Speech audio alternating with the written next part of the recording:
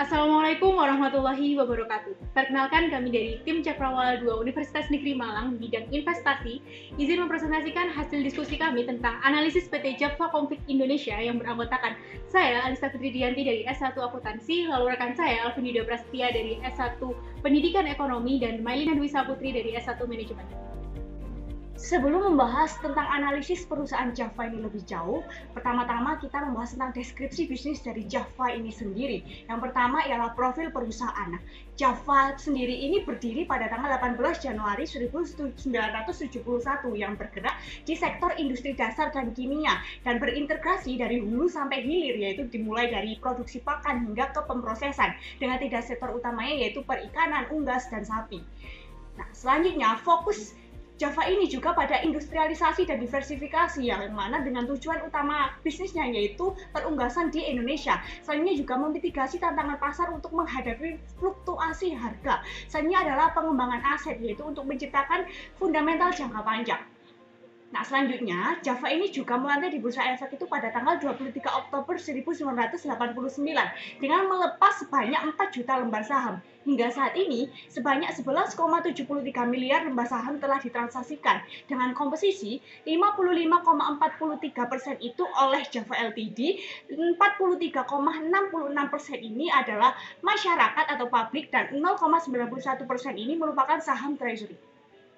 Nah, tinjauan bisnis. Nah, perlu diketahui bahwa Java ini mengalami peningkatan terhadap penjualan bersih itu sebanyak 23,88% pada tahun 2018 hingga 2021, diikuti dengan kenaikan laba kotornya juga sebanyak 1,71% dan juga laba bersih mengalami penurunan tetapi yaitu sebanyak 6,71% dan diimbangi dengan kenaikan beban pokok penjualan yang meningkat secara signifikan sebanyak 30,05%.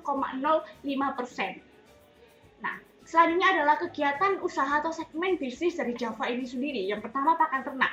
Pakan ternak ini merupakan segmen usaha yang berkontribusi lebih banyak, yaitu sebanyak 41%, yaitu menyumbang pendapatan sebanyak 28,4 triliun pada tahun 2021.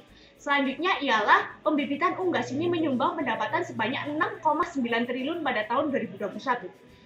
Selanjutnya ialah peternakan komersial, yaitu menyumbang pendapatan sebanyak 20,4 triliun pada tahun 2021.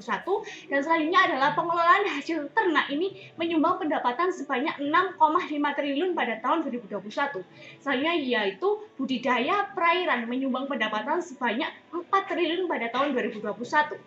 Selanjutnya ialah perdagangan dan kegiatan yang mendukung bisnis utama, yaitu menyumbang pendapatan sebanyak 3,4 triliun pada tahun 2021.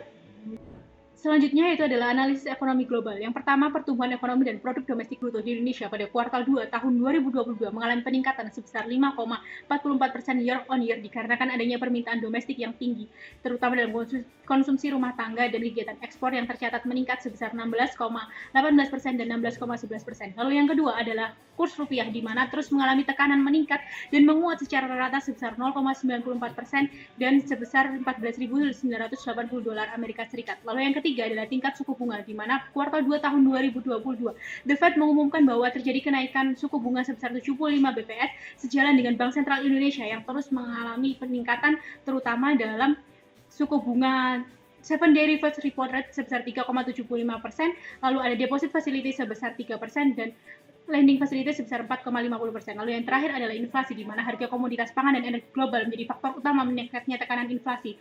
Hal tersebut sejalan dengan pokok penjualan Java mengalami peningkatan sebesar 24,85% dan diimbangi dengan peningkatan beban bahan baku sebesar 29,9%.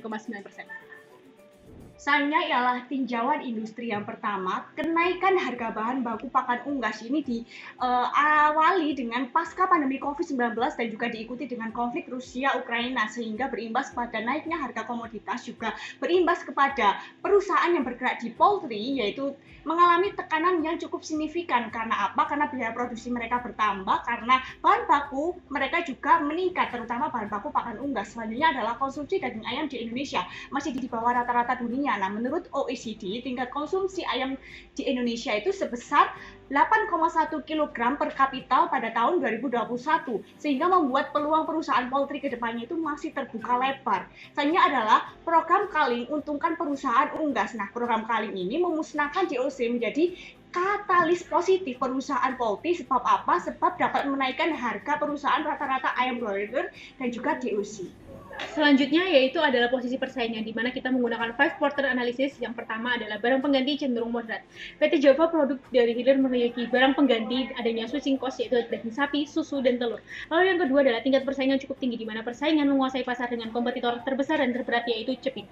Lalu yang ketiga adalah daya tawar pemasok cenderung rendah, karena barang baku pemasok rendah sehingga tidak memiliki kekuatan dalam menentukan harga. Lalu yang keempat adalah pendatang baru cenderung sulit, karena sektor ini dioligopoli hanya didominasi 2 emiten, yaitu Java dan Cepin. Lalu yang terakhir adalah loyalitas pelanggan cukup tinggi, di mana Java merupakan sektor poultry terbesar kedua dan terkenal luas karena mempertahankan pangsa pasar selama kurang lebih 50 tahun. Selanjutnya yaitu adalah analisis keuangan, di mana ada 2 bahasan penting. Yang pertama analisis laporan keuangan dan analisis rasio keuangan. Di analisis laporan keuangan terdapat balance sheet, yaitu aset tumbuh sebesar 5,29%, liabilitas tumbuh 5,49%, ekuitas tumbuh 5,6%, dan posisi keuangan Java masih dibiayai hutang dengan DER sebesar 115,3%. Dan untuk income statement, penjualannya itu tumbuh dengan CAGR 8,45% dan mencatat laba bersih sebesar 2,1 triliun, sedangkan cash flow arus kas neto sebesar 1,1 triliun dan tingkat penurunan sebesar 9,11% karena melakukan ekspansi bisnis dan tercatat aktivitas investasi negatif. Selanjutnya yaitu adalah analisis rasio keuangan, di mana pertama rasio likuiditas cenderung fluktuatif karena aset lancarnya tumbuh sebesar 20,6% dan hutang lancarnya naik sebesar 17,6%. Lalu yang kedua adalah rasio profitabilitas, di mana pertumbuhannya fluktuatif dan cenderung menurun karena pandemi Covid dibuktikan dengan sektor usaha peternakan komersial membukukan rugi sebesar 342,5 miliar dan mengalami kenaikan di tahun 2021 signifikan karena adanya pemulihan ekonomi. Lalu selanjutnya adalah rasio solvabilitas bersifat fluktuatif dan cenderung menurun dibandingkan dengan ekuitas yang meningkat karena kenaikan saldo laba bersih dan penurunan liabilitas karena imbalan kerja jangka panjang. Dan yang terakhir adalah rasio aktivitas, di mana pertumbuhan yang fluktuatif dan mengalami peningkatan karena kenaikan aset tetap dan properti investasi perolehan baru di tahun 2021. Dari segi valuasi, kami menggunakan 2 metode valuasi, yaitu discounted cash flow dan relative valuation. Untuk valuasi discounted cash flow diperlukan perhitungan WACC dan terminal growth. Untuk WACC dihasilkan angka sebesar 7,53% dan untuk terminal growth dihasilkan angka sebesar 2,2%. Dengan proyeksi tingkat pertumbuhan tahunan FCFF sebesar 6,24%, maka dengan perhitungan tersebut diperoleh nilai wajar perusahaan sebesar 1.796 per lembar. Untuk metode perhitungan relative valuation didapatkan price to earning dengan harga wajar 2.224 per lembar. Kemudian price to book value dengan harga wajar 1.920 per lembar saham dan price to sales dengan harga 2.028 per lembar saham. Kemudian hasil perhitungan discounted cash flow dan relative valuation dilakukan pembobotan 70 dan 30%, maka target harga yang didapatkan adalah 1.875 per lembar saham. Dari segi risiko investasi, yang pertama liabilitas yang terus meningkat di setiap tahunnya. Hal tersebut digambarkan tingkat DER yang selalu berada di atas 100%. Namun tingginya angka DER disebabkan oleh perusahaan yang rajin melakukan ekspansi. Terbukti arus kas investasi terus menunjukkan angka negatif. Yang kedua, kenaikan harga bahan baku produksi. Mengakibatkan biaya produksi juga ikut meningkat karena beberapa komoditas pangan yang biasa digunakan dalam penyusunan pakan ternak. Yang ketiga, pasokan berlebih membuat harga jual ayam mengalami tekanan. Apabila program kali yang telah dilaksanakan oleh Kementerian Pertanian dilakukan secara setengah-setengah, maka masalah tersebut akan menjadi sentimen negatif.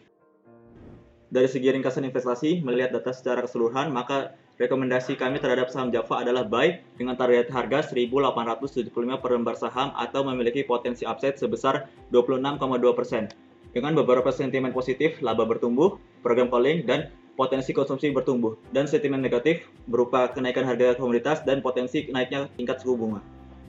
Selanjutnya adalah tata kelola perusahaan. Perlu diketahui bahwa Java ini berupaya untuk meningkatkan profitabilitas guna apa? Guna untuk mengefisiensikan setiap bidang usahanya. Selanjutnya juga berupaya untuk mengintegrasi antar unit usaha dalam upaya untuk meningkatkan daya saing perusahaan.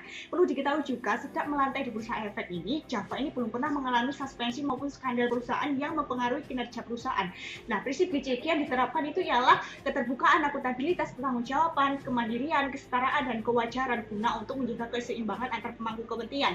Selanjutnya adalah dalam SPI, perusahaan Java ini juga berupaya untuk memelihara aset pemegang saham dan juga aset perusahaan. Karena ini terbukti bahwa setiap tahunnya Java ini berkonsisten untuk membagikan dividen. Sekian dari kami, kurang lebihnya kami mohon maaf. Wassalamualaikum warahmatullahi wabarakatuh.